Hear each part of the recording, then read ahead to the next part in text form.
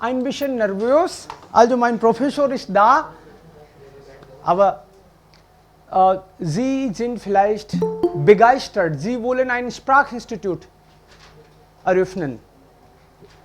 कई लोगों को दिमाग में आ रहा होगा कि लैंग्वेज इंस्टीट्यूट खोलना फायदे का सौदा है, लग रहा होगा?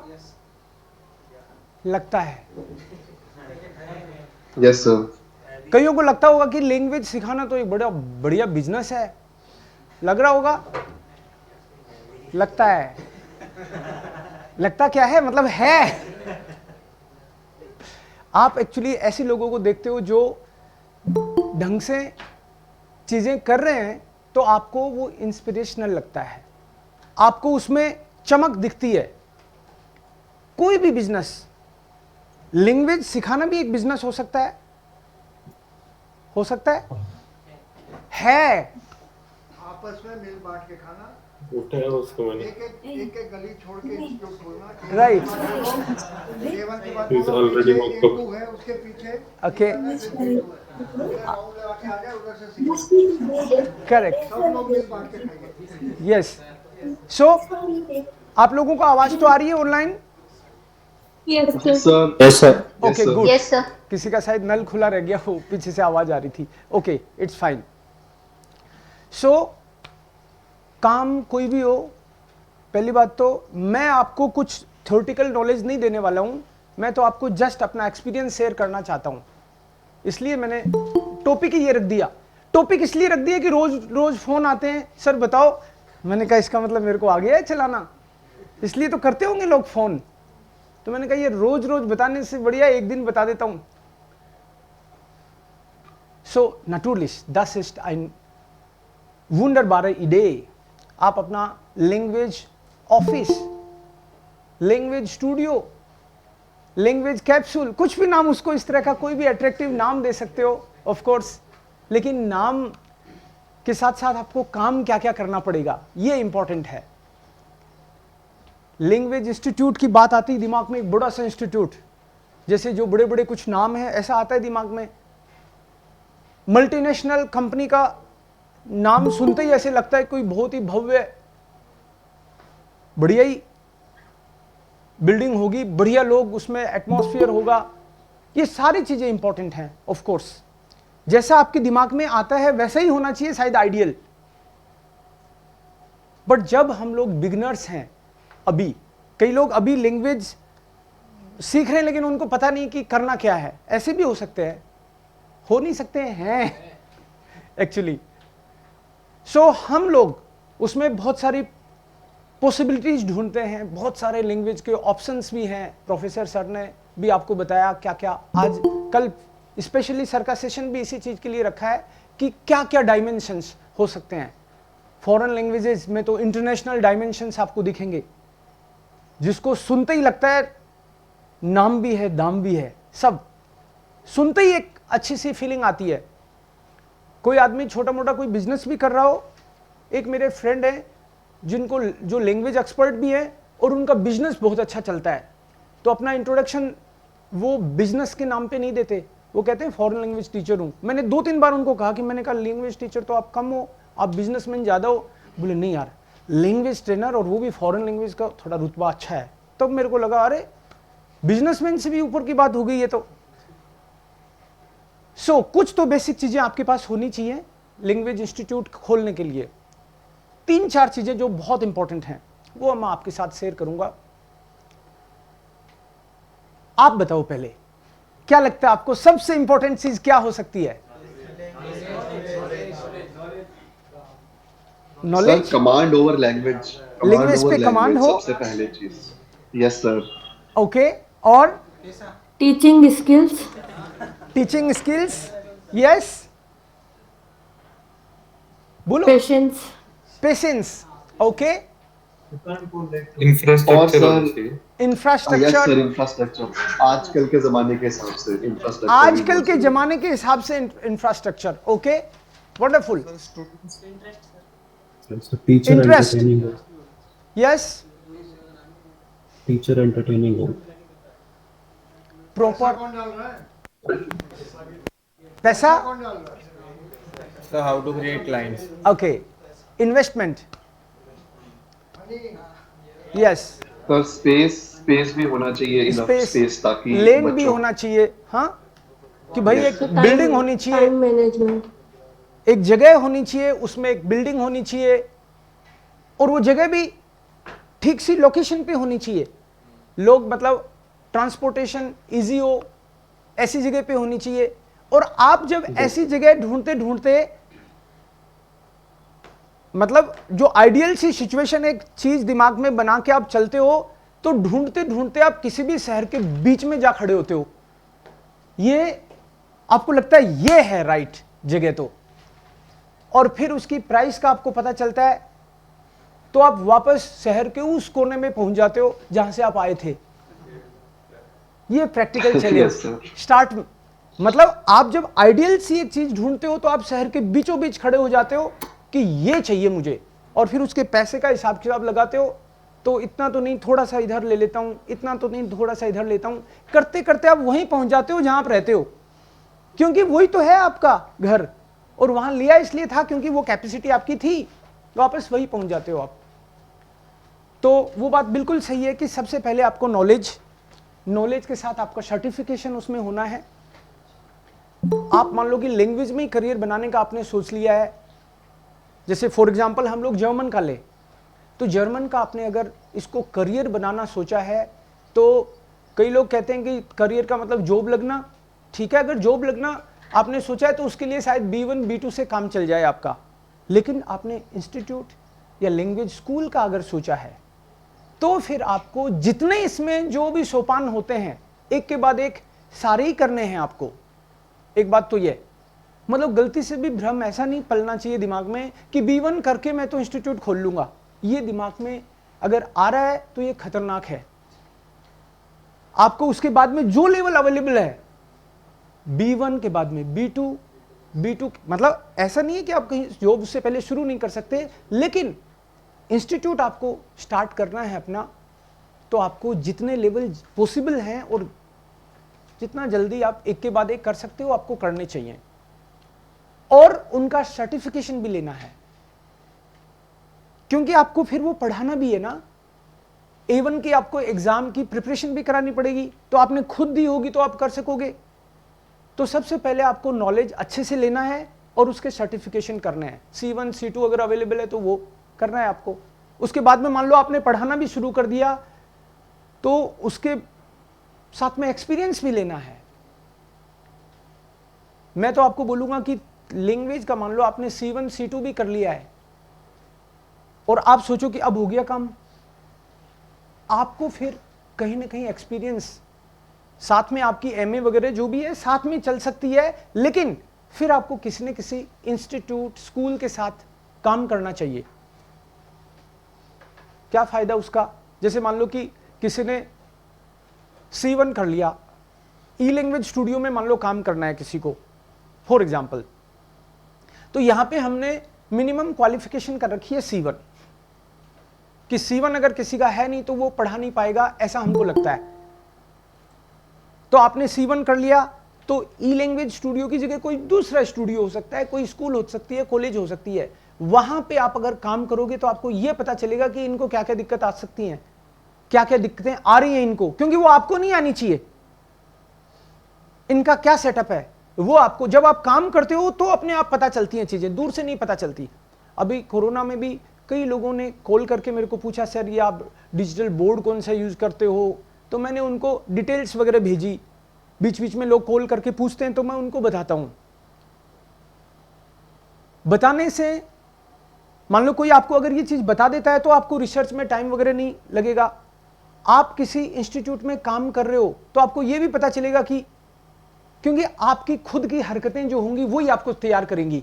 आप इंस्टीट्यूट में जब काम कर रहे होंगे तो आप ये सोच रहे होंगे कि एक साल करके मैं तो यहां से रवाना हो लूंगा, 1 साल होके रवाना हो लूंगा मैं, है ना, 2 साल में तो मैं पक्का निकलना है मुझे। जो आप सोच रहे हो वही जब आप इंस्टीट्यूट खोलोगे तो लोग भी यही सोच रहे होंगे, तो आपको पता चलेंगी। आप अपनी हरकतों से बहुत कुछ सीखोगे, क्योंकि जो दूसरे आपके यहां पे काम करने वाले हैं वो सेम सोच रहे होंगे। आपको लगता है नहीं मैं तो थोड़ा एक्स्ट्रा स्मार्ट हूं इसलिए मैं सोच लेता हूं ना, कोई भी सोच लेता है ये सब चीजें जो आप सोच रहे हो, तो अच्छा है, उसमें कोई बुराई नहीं है। आप किसी भी एक स्कूल कॉलेज को एज ए प्लेटफॉर्म यूज करो तो उस टाइम पे उसमें वहां अपना जितना अधिकतम पूरा मन लगा के आप पढ़ाओगे तो आप वहां पॉपुलर हो रहे हो, तो आपका बेस बन रहा होता है। मैंने 2-3 जो इंस्टीट्यूशंस हैं वहां पे मैंने इंटरव्यू किए टीचर्स के, क्योंकि वहां पे मेरे को भी लेना था। फॉर एग्जांपल अमेठी यूनिवर्सिटी भी है उनमें से एक, राइट। और वहां पे जब हमको हायर करना होता था तो क्योंकि मैं वहां पुराना हो गया था सबसे, मेरे पहले कोई थे वो थे नहीं, अभी चले गए थे। सो जब इंटरव्यू लिए तो पता चला लोग अपना इंटरव्यू देते तो बोलते हैं कि पैशन, कि मेरे अंदर, मतलब उनसे पूछो कि आप क्यों करना चाहते हो यहां काम, तो कहते हैं कि पैशन मेरे अंदर, मुझे लगता है कि मैं इसी काम के लिए बना हूं। और अगले दिन से ही उनका पैशन फुस, राइट। तो आपको सच में खुद को जानने की कोशिश करनी है कि वास्तव में आप केवल इसलिए तो इंस्टीट्यूट नहीं खोलना चाह रहे हो क्योंकि इसमें पैसा बहुत है ऐसा लगता है भी, ऑफ कोर्स, लेकिन आप क्वालिफाइड हो, आप कहीं काम करते करते जो तैयारियां, क्योंकि जब आप इंस्टीट्यूट खोलोगे तो एक दिन में नहीं खुलता इंस्टीट्यूट, उसके लिए क्या क्या प्रिपरेशन हो, मान लो कहीं पे रजिस्ट्रेशन भी करना पड़ेगा, तो वो सारी प्रोसेस, जब आप कहीं काम कर रहे हो तो उसी टाइम सोच लो। ऐसे तो होगा नहीं कि आपने सब कुछ छोड़ के आप बैठ गए, अब 1 साल में तैयारी कर लेता हूं इंस्टीट्यूट की, ऐसा नहीं होता। आपको प्रैक्टिकली साथ साथ मल्टीपल जो चीजें, कुछ अच्छे इंस्टीट्यूट्स को आप विजिट कर सकते हो, वहां से आपको आइडियाज मिलते हैं। आजकल तो ऑनलाइन से भी बहुत आइडियाज मिलते हैं। प्रैक्टिकली सर्टिफिकेशन का कहां पे सर्टिफिकेशन होते हैं, राइट, वो आपको पता करना पड़ेगा। फिर जीएसटी लेना है, किस टाइप की कंपनी बनानी है वो आपको देखना पड़ेगा। आपको सीए लोग भी मदद करते हैं, इसमें कोई प्रॉब्लम नहीं है। इंफ्रास्ट्रक्चर आपकी पॉकेट कितना अलाउ करती है। कल सर से मजाक में बात हो रही तो सर ने बोला कि एक सेक्रेटरी रख लेनी चाहिए, आप अगर अनमैरिड हो तो, और मैरिड हो तो अपनी पत्नी से काम चलाओ या पति से काम चलाओ, राइट। क्योंकि आपको यह भी देखना पड़ेगा कि कितना उसमें इन्वेस्टमेंट कम से कम हो, और कोई तो एक ऐसा हो जो आपको फुल टाइम सपोर्ट कर सकता है, because it's a team work. Team, छोटी से छोटी टीम भी हो तो 2 तो होनी चाहिए, और 2 में भी अगर मान लो आपका जो पार्टनर है, आपकी सेक्रेटरी है, राइट, जो बाद में पार्टनर भी बन सकता है, राइट। सो अगर वो भी सेम फील्ड का नॉलेज रखते हैं तो क्या कहना, फिर तो ये समझ लो कि छोटी सी जो टीम है लेकिन वो सॉलिड टीम है, तो फिर बहुत अच्छा रिजल्ट उसका आने ही वाला है। बिकॉज आप जब छोटा इंस्टीट्यूट शुरू करते हो तो हो सकता है कि आप 2 ही लोग हो उस इंस्टीट्यूट में, तो एक बंदा ऐसा ऑल द टाइम जो लोगों को गाइड करेगा। आपकी एक वेबसाइट होगी, वेबसाइट तो बनानी पड़ेगी। आपकी ऑनलाइन प्रेजेंस किस किस तरीके से हो सकती है, सोशल मीडिया से सबसे इजी आजकल, सबसे सस्ता है, इतना सस्ता कि एक बार आपने बस वेबसाइट बना ली तो उसके बाद में कुछ खास खर्चे उतने हैं नहीं। मेंटेनेंस के लिए ऑफ कोर्स आपको रखना पड़ेगा, राइट, लेकिन उसके लिए कोई आदमी रखने की जरूरत नहीं है, राइट। बीच बीच में आप जिससे बनाया वही डोमेन रजिस्टर किया, आप एक अच्छा सा आपका जो नाम है, राइट, उसका रिन्यूअल होता है, फिर ट्रेडमार्क। आप जब इंस्टीट्यूट खोल रहे हो तो आप 2 दिन की थोड़ी सोचोगे, 10-5 साल की तो सोचोगे। अगर मान लो आप ट्रायल के तौर पे ही देखना चाह रहे हो तब तो किसी के यहां पे नौकरी कर लो, वो ही ठीक है कि मैं टीचर हूं कि नहीं। ट्रायल के लिए तो सारी चीजें नहीं करोगे आप ये। और जब आपने किसी के यहां पे नौकरी की, 1-2 साल आपने पढ़ा के देखा, तो आपको सच में पता चलेगा कि आप इस लायक हो कि नहीं। दूसरे नहीं बताएंगे, आपको खुद ही पता चलेगा। आप तो बोर हो रहे हो, आपका तो इंटरेस्ट नहीं है, लोग पूछते हैं तो आप जल्ला जाते हो, आप तो गुस्सा करते हो, तो आप इस लायक नहीं हो कि आप टीचर बनो। आपको फीडबैक्स मिलते हैं, खुद से भी और लोगों से भी। कुछ लोग मुंह पे भी बोलते हैं, मुंह पे बोल दिया उसको आप गांठ बांध लेते हो, दुश्मन नंबर 1 मेरा। 2 आपके बहुत बढ़ रहे हैं तो समझ लो कि आप गलत लाइन पे हो, वो फिर रिश्ता आपके लिए नहीं है। दरअसल सही लाइन पे हो, क्योंकि वो जल रहे हैं। वो जल रहे हैं, इसका मतलब आप प्रोग्रेस भी कर रहे हो, राइट। सो जो इंफ्रास्ट्रक्चर की एक बात है। अब इसके बारे में एक्चुअली इतने सारे सेशन हो सकते हैं, मैं आपको बताऊं कि आप सोशल मीडिया पे ही एक कोर्स कर सकते हो, आप एंटरप्रेन्योर हो नहीं हो, कैसे बनते हैं इस पे एक कोर्स कर सकते हो। बहुत सारी चीजों पे अलग अलग कोर्स किए जा सकते हैं, बट एटलीस्ट जो बेसिक चीजें हैं उस पे हम लोग कुछ डिस्कशन कर सकते हैं। कुछ आपके क्वेश्चंस भी होंगे ऑफ कोर्स। शुरू में आप ये मान के चलना कि 2 से 3 साल आप ब्रेक इवन पॉइंट पे मुश्किल से आ पाओगे। बहुत चैलेंजिंग रहता है शुरुआत में तो, क्योंकि आप तो तैयार हो पढ़ाने के लिए, आप तो सच धस के बैठ गए, कोई आ ही नहीं रहा। वो तो आपको, जब आप कहीं दूसरी जगह पे काम कर रहे हो, सपोज आपने किसी इंस्टीट्यूट में काम किया, स्कूल में काम किया और आपने अच्छा किया, तो आपकी फॉलोइंग बनना शुरू हो जाती है। कल को आप जब इंस्टीट्यूट खोलते हो तो कहीं ना कहीं वो फॉलोइंग भी काम आती है, आपका मैसेज स्प्रेड होता है। तो दूसरी जगह पढ़ाने का एक फायदा ये भी है, खुद टेस्ट हो जाते हो, प्लस थोड़ी सी कॉन्टेक्ट मेकिंग हो जाती है, केवल स्टूडेंट से नहीं, टीचर से भी, क्योंकि कल को वो टीचर्स भी आपके यहां पे सेवा दे सकते हैं। तो ये एक अच्छा आपका एक्सपेरिमेंट हो सकता है खुद के साथ, लेकिन आप पेशेंस आपको रखना पड़ेगा। 2-3 साल तक आपको ये एक पेशेंस रखना पड़ेगा कि कमाई इतनी नहीं होती शुरू में, आपको हार्ड वर्क करना पड़ेगा।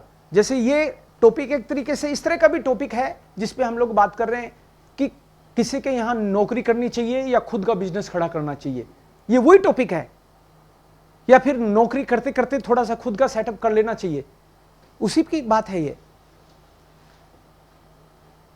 सो आपके कुछ क्वेश्चंस मैं जरूर लूंगा एक के बाद एक। आप में से कई लोग ऐसे हैं जिन्होंने इसको एज ए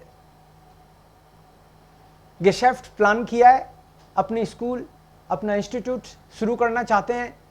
अब कितना बड़ा इंस्टीट्यूट, बाद में वो कॉलेज भी बन सकती है, उस पर भी अलग बातें हो सकती हैं, है ना। इंस्टीट्यूट का कुछ रजिस्ट्रेशन है, प्लस उसके बाद में मान लो कॉलेज करना है, तो किसी भी कॉलेज के यहाँ आप अप्लाई करते हो तो उनकी बाकायदा फॉर्मेलिटीज होती हैं कि इतना बड़ा कम से कम घर होना चाहिए, इतने टॉप टॉयलेट्स होने चाहिए, फीमेल्स का अलग से है, क्लीनिंग वगैरह इनके प्रॉपर है कि नहीं।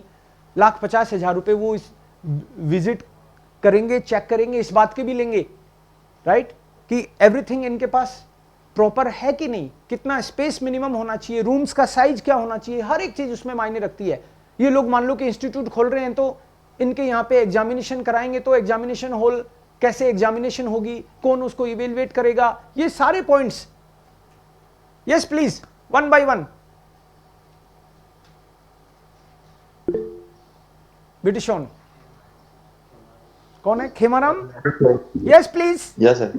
या बेटा, इंस्टीट्यूट खोलने के लिए और पढ़ाने के लिए कहाँ तक हमको कोर्स करना चाहिए? Sumba skill B2, C1, C2। या कोई बात नहीं, आप थोड़ा लेट ज्वाइन किया आपने शायद, कि हमको जितना कर ले उतना कम है, लेकिन B2 C1 से पहले करना तो अपने आप में पैरों पे कुल्हाड़ी मारने जैसा मामला है। आपको नॉलेज मान लो नहीं है तो हर दिन आपके फजीते होंगे, बाजार में भी, क्लास में भी, क्योंकि नॉलेज, जो बेसिक नॉलेज तो होना चाहिए आपको, नॉलेज लैंग्वेज का, प्लस थोड़ा सा वहां की कल्चर, लांडेस कुंडे जिसको बोलते हैं। आपको जैसे मान लो आप एज ए टीचर बन रहे हो तो लैंग्वेज के साथ थोड़ा सा कल्चरल इंफॉर्मेशन, वहां की नदी, पहाड़ और इस तरह की बातें। एटलीस्ट वर्चुअल टूर तो जर्मनी का कर ही लेना चाहिए, जर्मन टीचर बन रहा है तो बंदा, राइट, वहां पे वर्चुअल तो उसके तो ऑनलाइन कर सकते हो आप।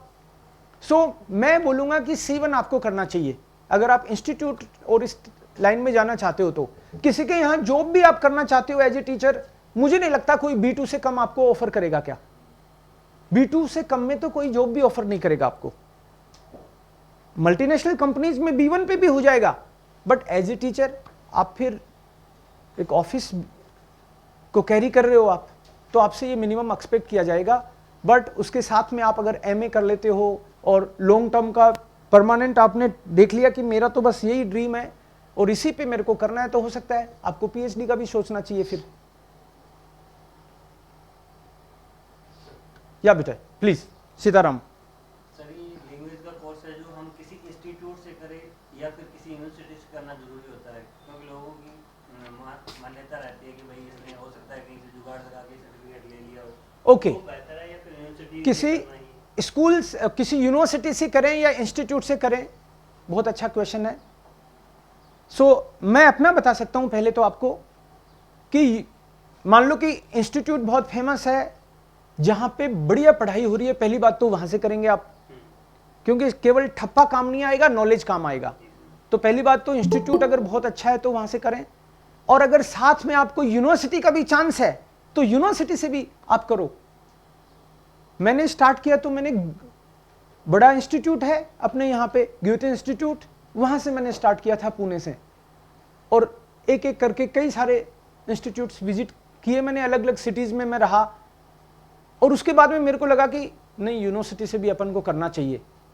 तो मैं उस्मानिया यूनिवर्सिटी से मैंने एडवांस डिप्लोमा किया, राजस्थान यूनिवर्सिटी से मैंने सर्टिफिकेट भी किया, फिर जो भी अवेलेबल है वहाँ पे PG डिप्लोमा वगैरह ये मैंने यहाँ से किए, फिर और एक यूनिवर्सिटी से मैंने MA किया। तो आपको जब इसी लाइन में रहना है तो जो अवेलेबल है, जो आपकी कैपेसिटी में है, जो आप मैनेज कर पा रहे हो, वो सभी करना चाहिए आपको, जिससे आपको आइडिया हो जाता है पूरा कि वहाँ का किस तरह का सिलेबस रहता है।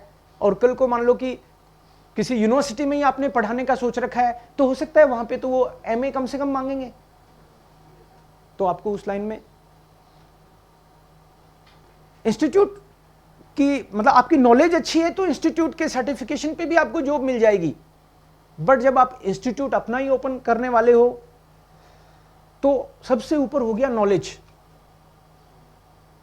वो आपको कहां से मिल रहा है, वो आपको जहां से मिले वहां से करना चाहिए। ओके या बेटा? As a German teacher language के अलावा और क्या क्या क्वालिटीज मस्ट है? कल सर ने बताया था कि क्वालिटीज क्या क्या होनी चाहिए, ध्यान से सुना भी होगा आपने। पंक्चुअलिटी मान लो एक क्वालिटी, नॉलेज, डिसिप्लिन।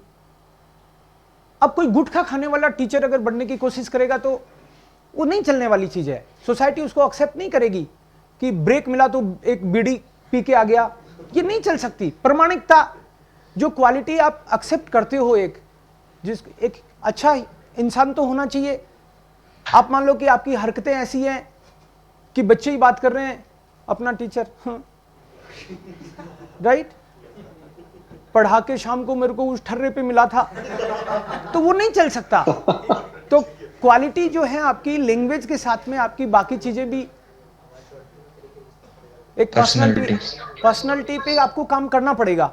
आपको पोलाइट रहना ही चाहिए, पंक्चुअल रहना ही चाहिए, आपको केयरिंग होना ही चाहिए अपने स्टूडेंट्स के प्रति, और वो आपके पास जिस उम्मीद से आ रहे हैं वो फुलफिल आपको करनी चाहिए।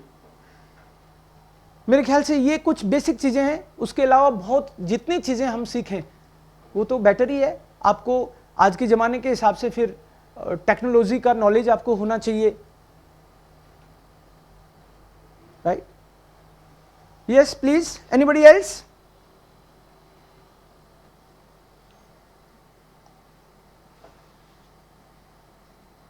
भारी टॉपिक हो गया क्या? ओके, अपने तो फायदा है, जल्दी फ्री हो। Yes yes please. सर मुझे एक क्वेरी था, जैसे आपका इंस्टीट्यूट है, इसमें कितना पार्ट इज ऑनलाइन और कितना ऑफलाइन है? ओके, लाइक मुझे मेजॉरिटी ऑनलाइन है या ऑफलाइन है? अभी आप हमारे इंस्टीट्यूट में यहाँ पे 50-50 है, 50% ऑनलाइन है, 50% ऑफलाइन है। हमने B2 और C1 की क्लासेज अभी ऑनलाइन ही कर रखी हैं, बाकी ऑनलाइन और ऑफलाइन दोनों हैं। तो आप टेक्नोलॉजी के साथ चलोगे, मान लो एप्लीकेशन भी, हमने एक एप्लीकेशन भी बनाई है तो जो क्लासेज आप ले रहे हैं उनके वीडियो रिकॉर्ड हो रहे हैं, साथ के साथ बच्चों को एक्सेस मिल रहा है, तो लोग प्रीफर करेंगे आपको कि लाइव क्लास के अलावा रिकॉर्डिंग भी मिलती है। तो इस तरह की जो जो फैसिलिटीज आप दे सकते हो, और इसके साथ में आपको क्रिएटिव होना चाहिए। आपके सवाल का जवाब हो गया? और कुछ रोहन, इट्स ओके, यही पूछना था आपको? इसके अलावा एक पॉइंट और मैं बताना चाहूंगा कि जैसे मान लो कि आप अपना इंस्टीट्यूट शुरू करना चाहते हो, आप अगर किसी भी फील्ड में हो, आप क्रिएटिव हो, एक्स्ट्रा क्रिएटिविटी दिखाने के लिए एक्स्ट्रा पेन लेना पड़ता है, राइट? आपको क्या क्या किस किस तरीके से, आप जब चिंता करते हो तो आइडियाज अपने आप आते हैं। आप ये चिंता करते हो कि बच्चों को जर्मन बुलानी है, तो कभी ना कभी आपके दिमाग में स्टाम्टिश का आइडिया आ जाता है कि ये तरीका ठीक है। अब स्टाम्टिश का आइडिया आना काफी नहीं है, उसको रोज करना पड़ेगा, राइट? अभी भी शायद 1000 होने वाली है, ये केवल कोरोना टाइम की है, उसके पहले वीकली स्टाम्टिश चलती थी। तो उसके साथ में आपको ये पेन लेने के लिए रेडी रहना है कि स्टाम्टिश करनी है आपको, और क्रिएटिव कैसे रह सकते हैं, star of the week weekly activity करते हैं, या कभी कोई नाटक करा दिया बच्चों को। तो इस तरह की कुछ ना कुछ एक्टिविटीज जो मोटिवेट करें बच्चों को भी, टीचर्स को भी, और आगे से आगे लिसनिंग, हियरिंग, वो चीज थोड़ी इंटरेस्टिंग बन जाए, तो उसमें पार्टिसिपेशन होना जरूरी है। डिक्टेशन, जैसे हम लोग वीक में फ्राइडे को डिक्टेशन करते हैं, तो वैसे तो एक वर्ड ही लगता है कि डिक्टेशन एक चीज है, लेकिन आपको पता है कि वीकली हर वीक डिक्टेशन हो रहा है, आप सुन के लिख पा रहे हो, तो कई आपको फिर लिखने की हैबिट बनती है, स्पेलिंग्स की मिस्टेक्स हर बार कम होंगी, फिर धीरे धीरे इंप्रूवमेंट होगा। तो इस तरह की कई सारी एक्टिविटीज हैं जो आपको दूसरों से थोड़ा सा अलग करेंगी, और धीरे धीरे आपको रिस्पेक्ट मिलता है फिर। Yes please sir, I have a question. या प्लीज। सर जैसे आजकल तो कमर्शियलाइजेशन का जमाना है सर, आजकल कंपटीशन का भी बहुत जमाना हो गया। एक इंस्टीट्यूट दूसरे इंस्टीट्यूट से मतलब कि हमारे स्टूडेंट्स ने इतना परसेंटेज करा, हमारे स्टूडेंट्स ने इतना परसेंटेज करा, तो सर जैसे लैंग्वेज इंस्टीट्यूट भी अगर खोले कोई, तो sir they become responsible for the result of the students. अब कि सर जैसे अब रिजल्ट ही नहीं आ रहा बच्चों का, या फिर मतलब जैसे कि इतना रिजल्ट नहीं आ रहा, और बगल वाला इंस्टीट्यूट दे आर मतलब वो उनके स्टूडेंट्स अच्छा रिजल्ट कर रहे हैं, तो सर ये एक बहुत बड़ा प्रेशर रहता है। तो सर जैसे as a teacher how can you become more responsible for the student, and फिर सर ये भी होता है कि जैसे कोर्स स्ट्रक्चर का करना है, whether I am teaching well और नॉट, और ये इस सब चीजों के बारे में सर ये बहुत बड़ा एक एंजाइटी का फैक्टर है कि मैं ठीक पढ़ा रहा हूँ कि नहीं पढ़ा रहा, या फिर am I able to solve the student's query or not, am I a good or capable teacher or not, कि रिजल्ट ही नहीं आ रहा बच्चों का। ये वाली सब चीजें हैं सर। ओके, जैसे मान लो आप कह रहे हो कि मैं अच्छा पढ़ा रहा हूं कि नहीं, मैं कैपेबल हूं कि नहीं। ये टीचिंग तो ऐसा प्रोफेशन है, इसमें कोई वीकली टेस्ट थोड़ी होते हैं। हर दिन हर घंटे पढ़ा रहे हो, वो रोज ही टेस्ट है आपका। आपको खुद को पता रहता है कि आप कितने ईमानदारी से काम कर रहे हो, आपको पता रहता है। आपको बच्चों से भी फीडबैक मिलता रहता है, आप जानबूझ के उसको नेग्लेक्ट कर रहे हो।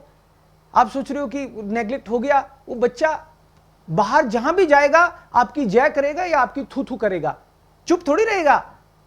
तो हर दिन आप कितने रिस्पॉन्सिबल हो? सर आप जवाब देना चाहेंगे प्लीज। सो आप मतलब आप कह रहे हो कि कितना रिस्पॉन्सिबल है, मतलब जो बंदा मान लो एक बाप को कितना रिस्पॉन्सिबल होना चाहिए, एक भाई को कितना रिस्पॉन्सिबल होना चाहिए, तो हमको पता है ना।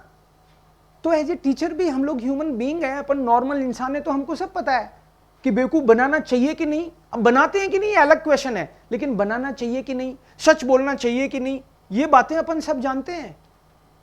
तो अपन कितने कैपेबल हैं कि नहीं ये सब जानते हैं अपन, और जानते हैं मान लो ये पता है कि कैपेबल नहीं है, तो या तो वहां से रवाना हो जाओ आप, नहीं तो अपने आप को इंप्रूव करो। और मान लो कि बहुत सारे इंस्टीट्यूट्स हो रहे हैं, चिंता कंपटीशन में आपको बताऊं, आप कह रहे हो कि कंपटीशन बहुत हो रहा है। आज से कोई 6-7 साल पुरानी बात है, मैं वो एग्जांपल नहीं भूलता हूं।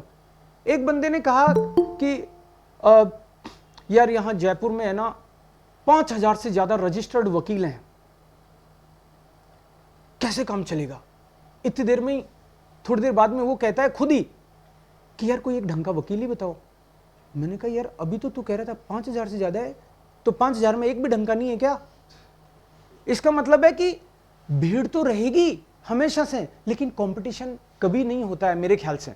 आप अगर ईमानदारी से काम करते हो तो आपको बेहतर बनते जाना है और इंप्रूव होता है। और ज्यादा इंस्टीट्यूट्स हैं तो मैं तो उसको अपॉर्चुनिटी की तरह देखता हूं कि ये तो बहुत बढ़िया बात है, मैं ठीक रहूंगा, जरा मैं थोड़ा लेथार्जिक नहीं रहूंगा, क्योंकि आपको खड़े रहना पड़ेगा ना मैदान में, आपको काम करने की प्रेरणा मिलनी चाहिए दुख मनाने की बजाय। उससे भी साठ गांठ कर तू भी मत पढ़ा यार, मैं भी नहीं पढ़ाता हूं, ऐसे करने की बजाय कि यार ढंग से पढ़ाओ, नहीं तो बच्चे उधर चले जाएंगे, तो उसको तो और रिस्पॉन्सिबिलिटी की तरह लेना है। तो जितने ज्यादा इंस्टीट्यूशन है उतना बढ़िया। मैं आपको बताऊं कि आपको अभी भी मैं 10-12 तो नाम गिना सकते हैं जो मेरे स्टूडेंट्स थे और अपने अपने इंस्टीट्यूट्स खोले हैं। मैं इस बात से खुश हूं। एक तो मुझे ये खुशी होती है कि अरे वाह, इसका मतलब कि अपन इतना सा तो कुछ पढ़ा पाए कि उनमें कम से कम ये प्रेरणा जागी। उन्होंने और जगह से भी नॉलेज लिया ऑफ कोर्स, लेकिन जैसे अभी मैंने बोला कि अपना इंस्टीट्यूट कैसे खोलें कि 2 लोगों की और दिमाग में आएगी एटलीस्ट, इस तरह से वो सोचेंगे। और कंपटीशन तो फॉरेन लैंग्वेज के फील्ड में कंपटीशन, ये तो एक मजाक है। मैं इसको ऐसे ही लेता हूं कि इतनी संभावनाएं हैं इसमें, तो हर सिटी में एक फॉरेन लैंग्वेज इंस्टीट्यूट होना चाहिए कि नहीं होना चाहिए। ऑनलाइन का जमाना आ गया तो विदेशों में भी आपके पास चांस है खोलने का। अपन काबिल बनेंगे हम लोग, जितनी कैपेसिटी आपकी बढ़ेगी उतने आप ब्रांचेज खोलिए, कोई लिमिट ही नहीं है। केवल एक लैंग्वेज नहीं, एक लैंग्वेज पे भी मैं कह रहा हूं कि मैं तो मेनली जर्मन लैंग्वेज पे काम कर रहा हूं। मुझे तो लगता नहीं मैं बहुत काम कर रहा हूं, बहुत काम किया जा सकता है, लेकिन मैं जितना सा भी कर रहा हूं उसका रिस्पॉन्स मैं देखता हूं तो मेरे को लगता है वाह, लोग तो अभी कई देशों से हमारे यहां पे रजिस्टर्ड हैं। 7-8 स्टेट के लोग तो, जयपुर केवल इसलिए मुझे खुशी है, फक्र है इस बात का कि 7-8 स्टेट्स के लोग तो यहां पे केवल जर्मन सीखने के लिए आए हैं। पहले मैं बहुत कभी बड़ी इंस्पिरेशन है सर सबके लिए। मैं तो कभी दूसरे स्टेट गया था जर्मन सीखने, अब यहाँ पे ई लैंग्वेज स्टूडियो में मैंने सोचा कि कहीं वो पहले से रहते तो नहीं है। बोले ना, इसी काम के लिए आए, आपके वीडियो देखे थे यूट्यूब पे। तो ये अपने आप में एक मोटिवेटिंग फैक्टर है कि बाहर के लोग भी यहां आ सकते हैं। तो जब आप क्वालिटी देते हो तो आपको चौराहे पे जाके या फिर सिटी के एकदम सेंटर में जाके भी इंस्टीट्यूट खोलने की जरूरत नहीं है। खोल भी लोगे और आप में कणु का ही नहीं है, आपकी क्वालिटी नहीं है, तो वहां पे मक्खियां ही मारोगे ना। तो मेन चीज है अपनी क्वालिटी और ईमानदारी, वो सबसे इंपॉर्टेंट है। सर प्लीज अभी कुछ नहीं, ये जो सवाल अभी पूछा गया टीचरों को लेके, मेरे एक देव को या मुझे अपने पे में मुझे नहीं समझ में के उठाया गया है। डॉक्टरों से भी पूछोगे, डॉक्टर रिस्पॉन्सिबिलिटी लेता है, साइन करवाते हैं ऑपरेशन से पहले। Yes sir. तो टीचर से क्यों? परफॉर्मेंस स्टूडेंट दे रहा है कि टीचर दे रहा है? कोई टीचर ये नहीं चाहता कि उसका स्टूडेंट फेल हो। कोई टीचर ये नहीं चाहता जब एग्जाम करवाता है कि किसी स्टूडेंट को जानबूझ के फेल कर। तो डॉक्टरों से क्यों नहीं पूछा जाता?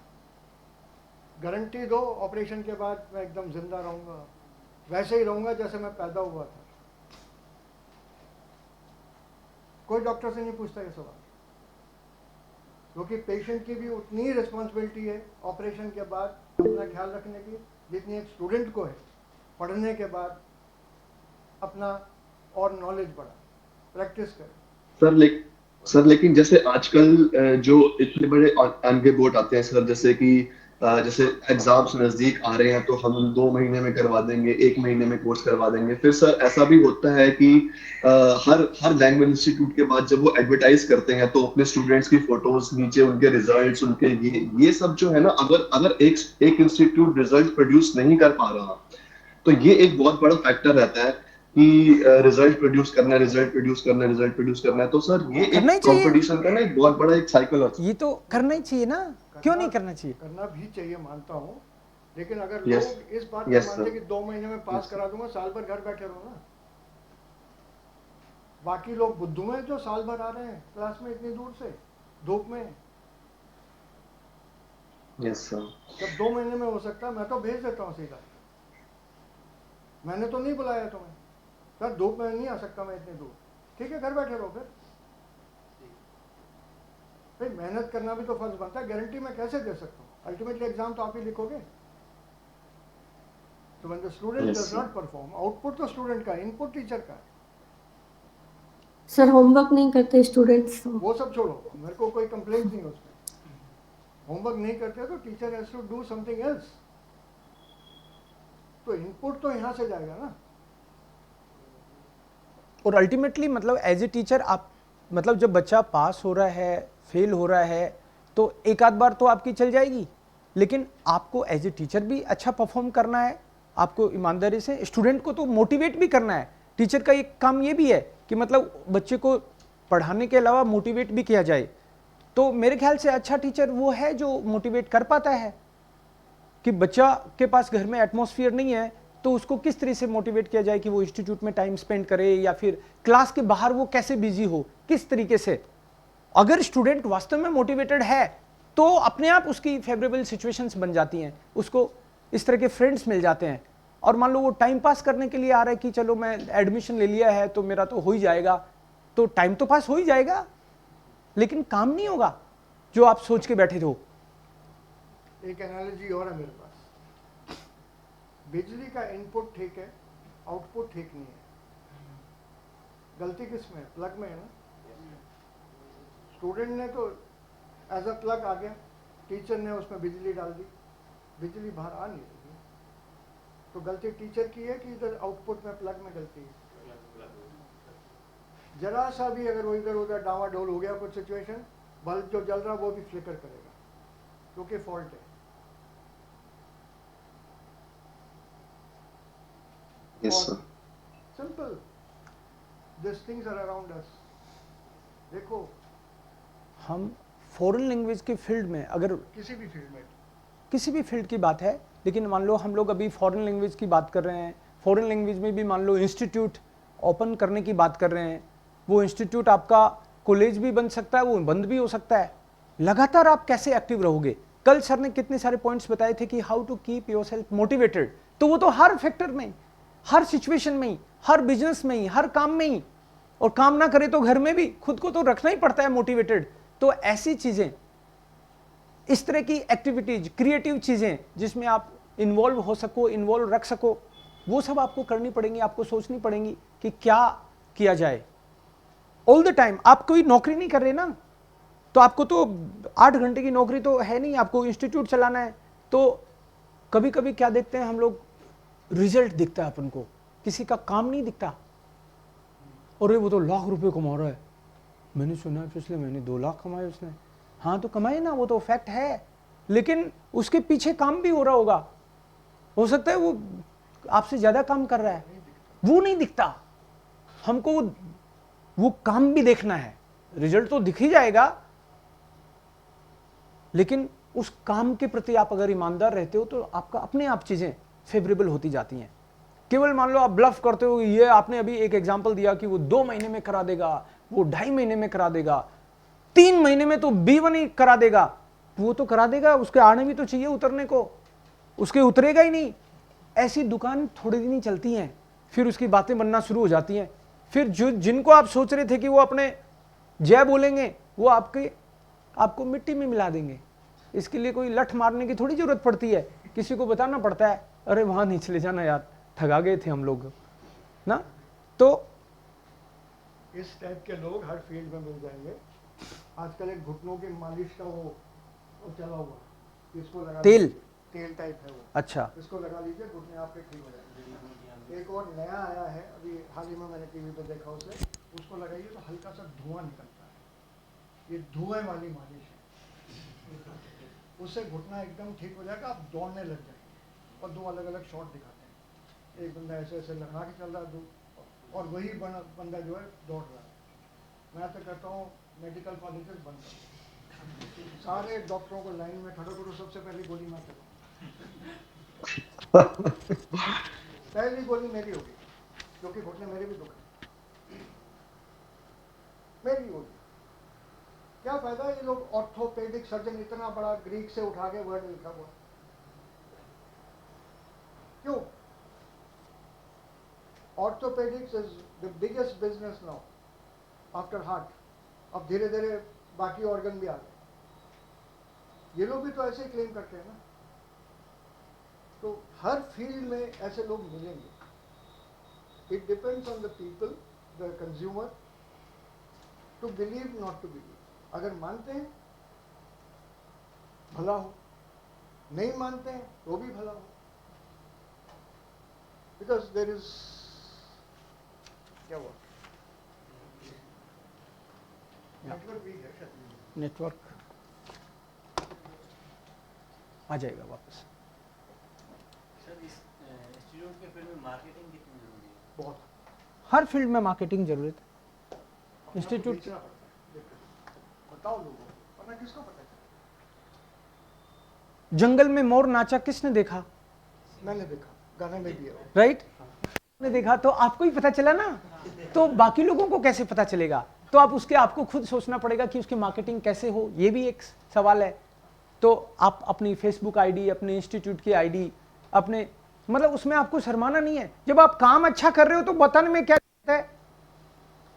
आप मान लो किसी को चंपू थोड़ी बना रहे हो, अगर बना रहे हो तो आप बताना नहीं चाहोगे, नहीं चाहोगे तो उसकी मार्केटिंग नहीं होगी। और आप बताओगे और गलत चीज बेचोगे तो लोग मारने आएंगे, आपको आएंगे ऑफ कोर्स। तो जब आप अच्छा काम कर रहे हो और आप इस बारे में श्योर हो कि आप अच्छा ही काम कर रहे हो तो बताओ ना, क्या प्रॉब्लम है? और खुल ढंग से धमाल बजा के बताओ, सबको पता चल जाना चाहिए कि आप भले आदमी हो, आप अच्छा काम कर रहे हो, आप अच्छा करना चाहते हो। शेयर करना मेरे तो मतलब मैं तो इसको अच्छी बात मानता हूं। तो अपने फ्रेंड सर्किल में, रिलेटिव्स में सबको पता चल जाना चाहिए कि आप वास्तव में ये काम करना चाहते हैं, क्योंकि उनमें से भी कोई हो सकता है आपको कुछ अच्छा आइडिया ही दे दे। और कोई कमेंट ही मार जाए कि तेरे तू तो ये करता है, तू इस लायक नहीं है, तो आपको ये पता चल गया कि शायद ये नहीं करना चाहिए। तो उसमें भी आपको कुछ ना कुछ सीख मिलेगी। Just be ready for that. और एडवर्टाइज तो करना पड़ेगा। मान लो सोशल मीडिया से काम नहीं हो रहा तो आपको न्यूज़पेपर में आर्टिकल देना है, ऐड देना है। आर्टिकल से नहीं काम चल रहा तो एडवर्टीजमेंट देना है, पैसा खर्च करना पड़ेगा। फ्री एक तरह से देखा जाए, बट न्यूज़पेपर बनाना, वो फ्लायर लगा के जो संडे संडे आते हैं ना, उस टाइप के प्रिंट वगैरह करवाना, उसमें भी मिनिमम प्रिंट करते हो।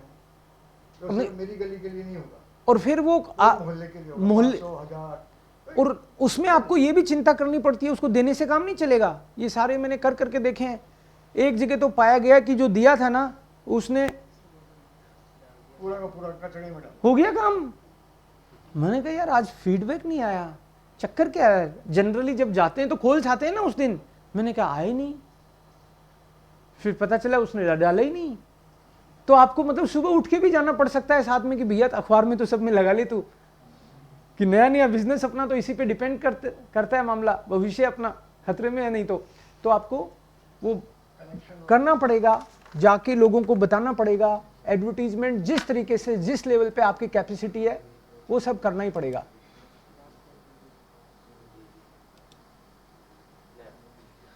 और किसी का कोई इसमें है? नहीं तो दूसरी चीज किसी चीज में भी मेहनत है। तो शुरू में से जो काम और उसकी बात की था ना, काम और क्या क्या बोला था तुमने?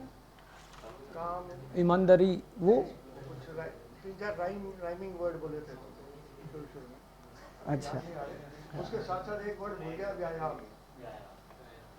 वो कसरत तो करनी पड़ेगी। हाँ। और योगा तो करने से होगा। योगा की बात नहीं कर रहा हूँ, और काम, ये सब, हाँ वही कह रहा हूँ आपको। इंस्टीट्यूट के लिए वो व्यायाम करना पड़ता है। बाबा रामदेव बोलते हैं योगा तो करने से होगा, हाथ तो हिलाना पड़ेगा आपको।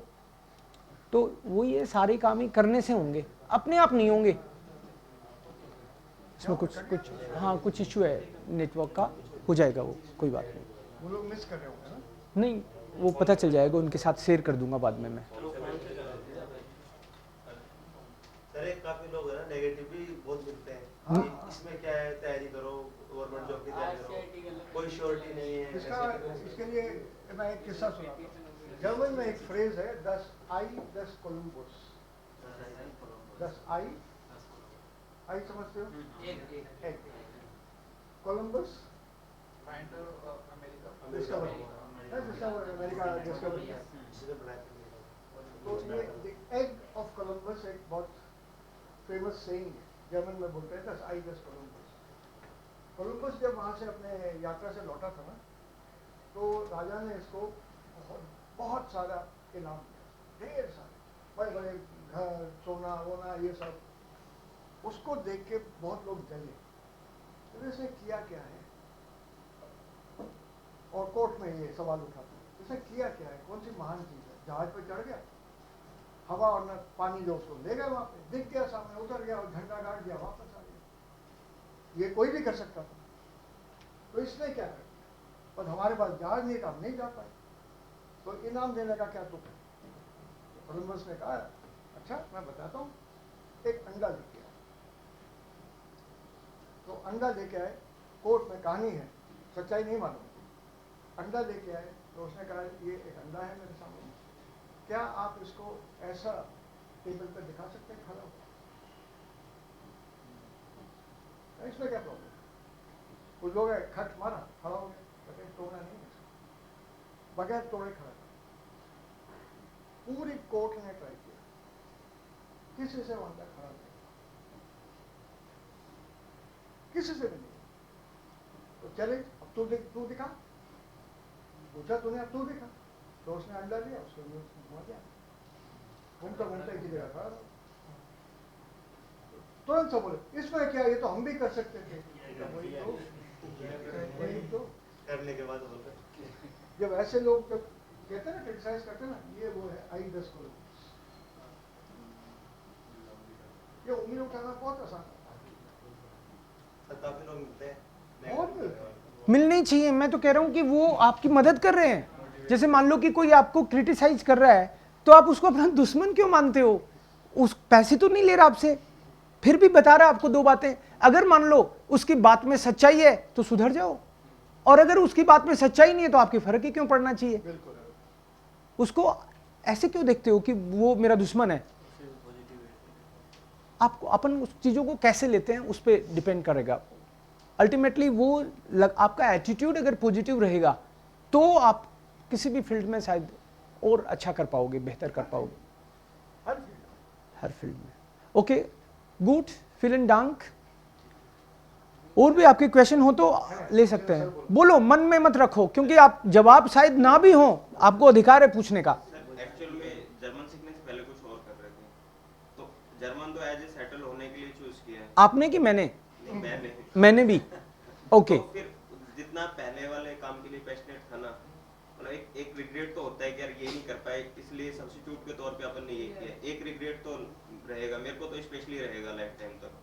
लेकिन अभी मैं सोच रहा हूँ कि इसमें अच्छा कुछ करके उस रिग्रेट को कैसे कम किया जाए। कितने साल के हो? मैं 23 का है। जिंदगी भर इसको रिग्रेट रहेगा इस चीज का। मैंने डॉक्टरी ज्वाइन नहीं की थी। मैं भी 21 साल से काम कर रहा हूँ। 68, आई एम 68, 68? 68। तो मतलब ऐसा क्या ही अपन ने कर लिया। सीट मिली थी एट द एज ऑफ 17। मैंने मना कर दिया, नहीं जाना। देखो, मैं तो ये कहूंगा कि गलत लाइन में आप जाते ही क्यों हो। अगर मान लो कि आपको उस चीज की प्रति प्रेरणा ही नहीं है, इंस्पिरेशन ही नहीं है। मैंने भी 3-4 प्रोफेशन चेंज करे। आपको मैं ईमानदारी से बताऊं कि सबसे पहले मैंने as a yoga trainer try किया। मैंने उस काम को बहुत दिल से लिया। मैंने उसको, उसमें पैसे कमाऊंगा कि नहीं ये सोचा नहीं, और इतना दिल से उसको लिया कि 6-8 महीने में मेरे जो सर थे, दिल्ली के अनिल जी थे, मैं आज भी याद करता हूँ उनको, सल्यूट करता हूँ मन ही मन में कि उन्होंने ट्रेनिंग दी मुझे अच्छी, कि 6-8 महीने में वो जहाँ भी जाते थे कहते कि तू साथ चलेगा मेरे, और वहाँ पे मैं उनका जमूरा। वो कहते कि वो सलभासन तैयार है, मयूरासन, तो मैं मयूर बन जाता तुरंत। वो कहते चक्रासन, तो ये लो। तो मतलब मैं आपको ईमानदारी से बताऊं कि 6 से 8 महीने मुझे लगे होंगे, लेकिन मैं फुल टाइम योगी हो गया। मुझे ऐसे लगा कि वो तो अपना, उन्होंने तो 1 घंटे की ट्रेनिंग दी, वो तो सोचे कि हो गया इसका। मैं तो भैया घर आके उन्होंने नेति सिखा दिया, तो आज नेति करके ही निपटूंगा मैं। तो उसके लिए जो भी है करके, एक आधी चीजें एक्स्ट्रा भी पता कर करा के अगले दिन पूछना है ना, क्योंकि मैंने सोचा कि ये तो पता नहीं सर तो आज अवेलेबल है, कल पता नहीं चले जाएं वापस दिल्ली। तो मैं कोशिश करता था कि एक्स्ट्रा भी उनके पास सब चले गए तो वहीं बैठा हूं मैं, मेरे को काम ही नहीं है। कॉलेज का टाइम तो लेट है, मैं सुबह जल्दी की क्लास ज्वाइन कर रखी थी। तो मेरे को लगा कि इससे बढ़िया क्या करियर हो सकता है। मैंने उसको इतना एंजॉय किया सर, लिटरली मैं याद करता हूँ तो मुझे बहुत हंसी आती है और खुशी भी मिलती है। और वो योगा जब मैंने सीखा था, छोड़ा नहीं मैंने उसको, क्योंकि वो काम की चीज़ है वो, तो अभी भी मैं योगा करता हूँ। मैं हैदराबाद में, कोलकाता में, बेंगलोर में, सब जगह योगा किया। मेरे रूम पार्टनर्स भी करते थे, क्योंकि मैं शुरू हो गया तो अब वो कोई तो शर्माते हुए, कोई वास्तव में काम की चीज़ है मान के, कोई। फिर सर मैंने इस प्रोफेशन को छोड़ा, मुझे किसी ने समझाया, भले आदमी ने, राइट, भलाई आदमी है, मैं तो यही कहूँगा। उसने कहा कि इसमें पैसे नहीं है, इससे तेरा काम नहीं चलेगा। मैंने कहा ठीक है, उस बारे में विचार भी किया। मेरे ताऊ जी भी 40 साल से योगा कर रहे हैं, यार पैसे तो नहीं है यार। ये बात मुझे घर वालों ने भी कहा कि बेटा ये बात सही कह रहे हैं, वो जो भी कह रहे हैं ना, क्योंकि घर वालों को चिंता कि कल को अपने माथे आएगा। तो मैंने कहा ठीक है पापा, फिर मैं दूसरे प्रोफेशन के बारे में सोचता हूँ। मैं जयपुर आ गया और वो मेरा एडमिशन करा के गए RAS बनने के लिए। मैंने कहा यार अपन को तो पत्रकार बनना है। यहाँ पे मैं पत्रकारिता का मेरे को ऐसा भूत चढ़ा कि जो भी वर्कशॉप दिखे, कहीं भी दिखे, मैं पहुंच जाता वहीं। एक बार तो पत्रकारिता की वर्कशॉप के चक्कर में मैं जयपुर से झुंझुनू चला गया। घर वाले कि जयपुर से तो वहाँ यहाँ कैसे आ गया? मैंने कहा कुछ दिन मैं अभी घर ही रहूँगा। और फिर उनको पता चला ये तो उसके चक्कर में आया है, तू पत्रकारिता क्यों? उनको पता ही नहीं, मैं 2 साल से काम ही यही कर रहा हूँ जयपुर में। मैं अपनी वो तैयारी कर रहा हूँ। 15 दिन वो फिर पीटर मे के साथ रहने का मौका मिला था मुझे, जर्मन जर्नलिस्ट था। और मैंने उस चीज़ को, उसके साथ साथ मैंने BGMC कर लिया, उसके साथ मैं MJMC कर लिया, कहीं फोकट में नौकरी कर ली, कहीं पे अपना पैसे लगा लगा के काम कर लिया। और मैंने उसके बाद में जो प्रोफेशन के साथ में मैंने जो सीखा, वर्किंग प्लस पढ़ाई, मेरे को इतना मजा आया मैं आपको बता नहीं सकता।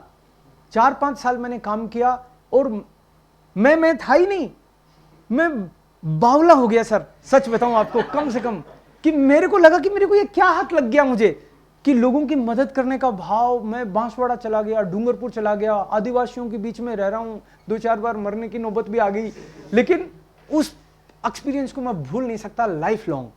लेकिन पत्रकारिता मैंने छोड़ी नहीं। मेरे फ्रेंड्स हर वीकेंड पे मिलते हैं, यहाँ पे हम लोग वर्कशॉप्स करते हैं। हम लोग जैसे ई-लैंग्वेज स्टूडियो, भाई एक प्रोफेशन के नाते इसको मैं चलाता हूँ, लेकिन साथ साथ में हम एक्टिविटीज़ करते हैं, उसको छोड़ा नहीं। उसके बाद में मल्टीनेशनल में घुसा। मल्टीनेशनल में 4-5 साल मैंने काम किया। तो काम के साथ पढ़ाई, और वो आप देखोगे तो आपको लगेगा कि ये तो पढ़ाई करी, काम कब किया तुमने? क्योंकि वो साथ साथ में पढ़ाई चल रही है, साथ साथ में काम चल रहा है। अब मैं जैसे मान लो कि मैं अभी टीचर बन गया, मुझे पता भी नहीं चला मैं कब टीचर बन गया, लेकिन अब देखता हूँ तो 10 साल से, 11 साल से। तो अभी भी मैं जैसे मान लो काम करता हूँ तो मेरे को लगता है कि इससे बढ़िया तो काम हो नहीं सकता। मतलब अब शायद सबके साथ ऐसा होता होगा, कम लोगों के साथ हो सकता है, मुझे पता नहीं, लेकिन मैं ये कह रहा हूं कि अपने आप पहले दिन से तो मैंने नहीं सोचा था कि मैं टीचर बनूंगा। ये बात भी आपको बता देता हूं कि पहली बार टीचर बनने का मेरे दिल में आया जब मैं हैदराबाद में प्रोफेसर सर के यहाँ पे क्लास में मैं पढ़ा। मुझे यकीन ही नहीं हुआ कि कोई टीचर इतना खुश रह सकता है। टीचिंग के फील्ड में भी, टीचिंग इज फन, ये चीज मुझे पहली बार रियलाइज हुई। तब मैंने कहा यार ये तो काम हो सकता है अपना।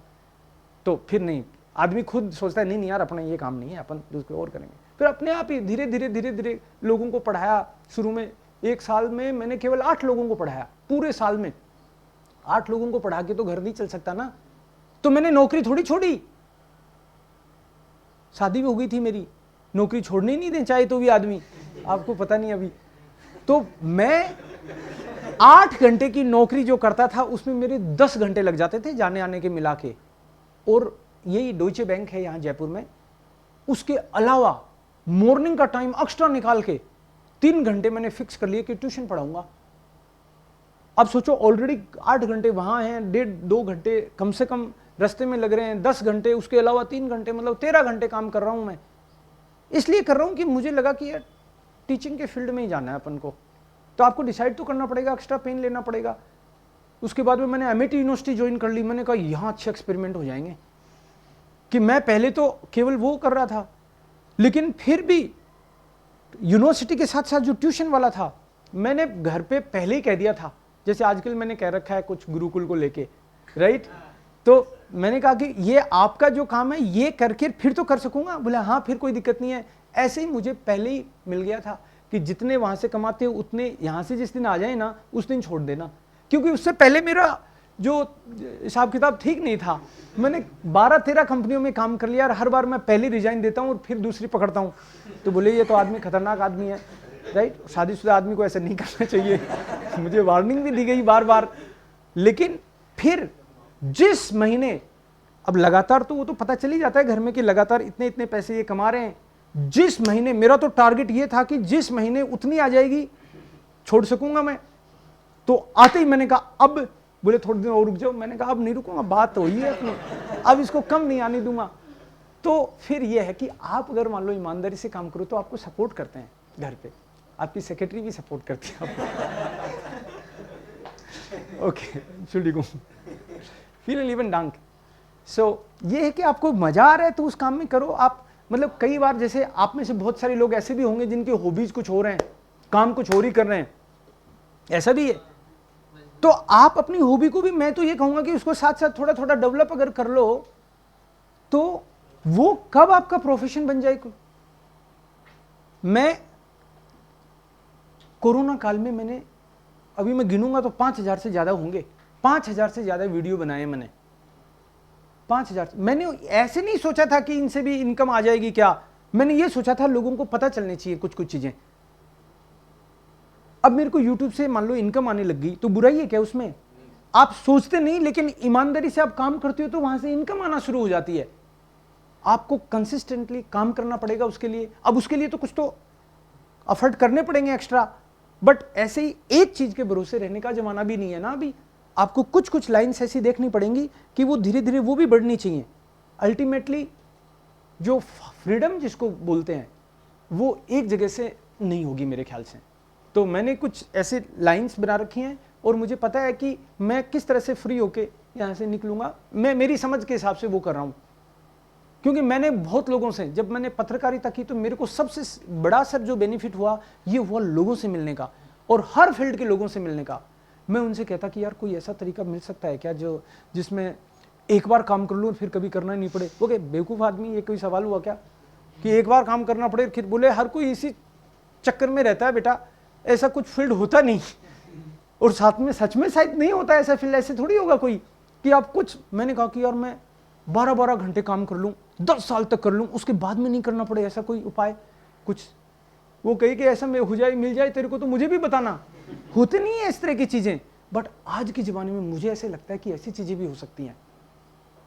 आज के जमाने में कुछ लोगों को आप देखते हो कि YouTube के वीडियो ही बना रहे हैं और दुनिया घूम रहे हैं। तो आपने देखा ना ये चीज, मैं ये नहीं कह रहा आप भी शुरू हो जाओ, क्योंकि देखा देखी करने से नहीं बनती बात। वो उसके शूट करता है, आपके नहीं करता, तो आप बेवकूफ बन जाओगे। आपको अपना इंटरेस्ट देखना है और उसके हिसाब से कुछ चीजें सोचनी है, तो फिर आपको मजा भी आता रहेगा और आप उस फील्ड में कहीं पहुंच भी पाओगे। आप अगर ईमानदारी से काम करते हो तो मुझे लगता है कि आपको ब्लेसिंग्स मिलती है। अब देखो सर हैदराबाद में रहते हैं, लेकिन अपना प्यार इनको खींच ही लाए शायद, राइट? तो मतलब जब आप ईमानदारी से काम करते हो, आप दिल से लोगों को देना चाहते हो, तो लोग अपन को ऑब्जर्व कर रहे होते हैं। अपन को तो भगवान ने 2 आंखें दी हैं, लेकिन 2-2 सबको भी दे रखी हैं उन्होंने, ये नहीं भूलना चाहिए। तो वो सब लोग अपन को ऑब्जर्व कर रहे होते हैं। All the time we are under scanner. आप अगर एक भी ओछी हरकत करोगे तो दिखेगा सबको, 1000 आंखें देखेंगे आपको, आपकी ओछी हरकत बज जाता है, सुन जाता है लोगों को, और वो आपसे भी ज्यादा बड़े ऑब्जर्वर होते हैं। तो इसलिए हम लोग अगर ढंग से ईमानदारी से करते तो आपकी ईमानदारी भी दिखती है। लोगों के जो काम करते हैं ना उससे सुगंध फैलती है, और हरकतें करते हैं उससे दुर्गंध फैलती है। तो हम लोग अपने काम को ईमानदारी से कर रहे हैं तो उसकी महक दूर तक जाएगी, और अगर हरकतें खराब की अपन ने, ईमानदारी से नहीं किया, तो वो दुर्गंध भी फैलेगी। ये बात है। तो सुगंध फैलाएंगे हम लोग और काम करेंगे ईमानदारी से। सर मेरा स्पीच लगता है ज्यादा बड़ा हो गया, नहीं? यस, सो बाकी का ज्ञान आपको फिर कभी दिया जाएगा, ऐसा नहीं है।